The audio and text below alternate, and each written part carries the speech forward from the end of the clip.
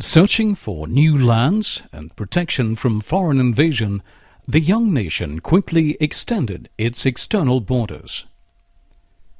In 1803, Jefferson negotiated the Louisiana Purchase with France.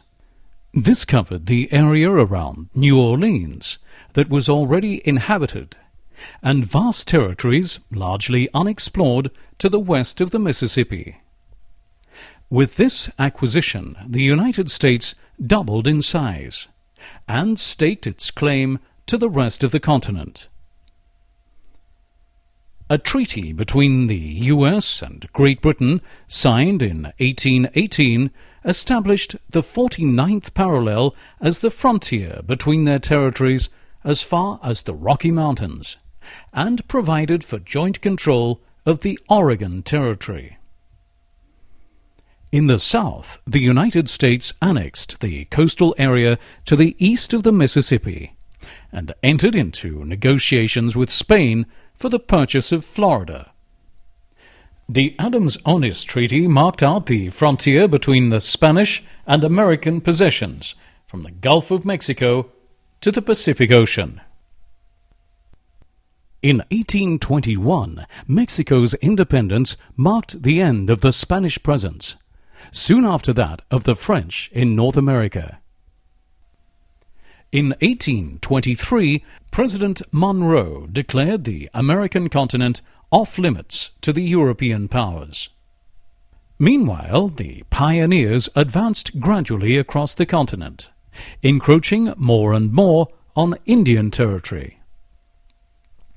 In 1830, Congress voted a law authorizing the deportation of Indian tribes to reserves west of the Mississippi.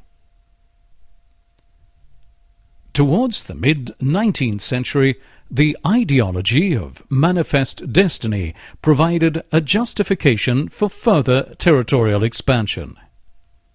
In the north, with the end of border disputes between Maine and New Brunswick, an agreement was reached with the United Kingdom in 1846 on the division of the Oregon Territory along the 49th parallel. In the south, Texas was brought into the Union. The Guadalupe-Hidalgo Treaty marked the end of the Mexican War and led to the integration of huge territories in New Mexico and California. In 1853, a last minor acquisition, the Gadsden Purchase, brought the southern part of New Mexico into the Union. In parallel with the establishment of new international borders, statehood was granted to a growing number of territories. In 1790, the Union consisted of 13 states, increasing to 24 by 1821, and 34 in 1861. The Union strived to maintain a delicate balance between free and slave states, but the admission of California led to rising tension between the defenders and opponents of slavery in the 1850s.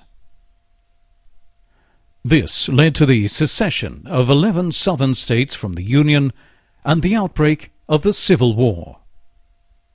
The first act of war was the bombardment of Fort Sumter in South Carolina, launching 4 long years of bloody war between the Union States and the Confederate States.